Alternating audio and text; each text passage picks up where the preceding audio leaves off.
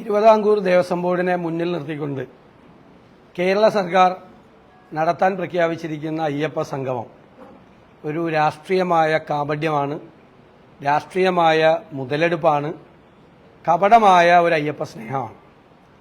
ഏറ്റവും പ്രധാനപ്പെട്ട കാര്യം, ശബരിമലയെ ഏറ്റവും സങ്കീർണമായ ഒരു അവസ്ഥയിൽ എത്തിച്ച മുന്നണിയും രാഷ്ട്രീയ പ്രസ്ഥാനവുമാണ് CPM-ഉം LDF-ഉം.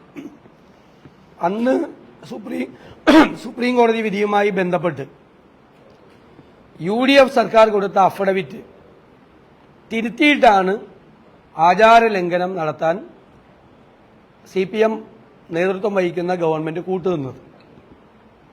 ആ അഫിഡവിറ്റ് ഇപ്പോഴും നിലനിൽക്കുകയാണ്. ഞങ്ങൾക്ക് ചോദിക്കാനുള്ളത്, LDF സർക്കാർ കൊടുത്ത ആചാര ലംഘനം നടത്താൻ സൗകര്യം ചെയ്തു കൊടുക്കുന്ന അഫിഡവിറ്റ് പിൻവലിക്കാൻ നിങ്ങൾ തയ്യാറുണ്ടോ? ഒന്നാമത്തെ ചോദ്യമാണ്.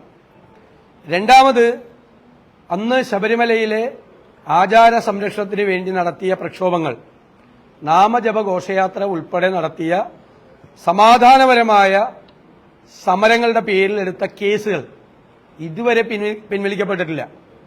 ആ കേസുകൾ ഇപ്പോഴും നിലനിൽക്കുകയാണ്. ആ കേസുകൾ പിൻവലിക്കാൻ സർക്കാർ തയ്യാറുണ്ടോ?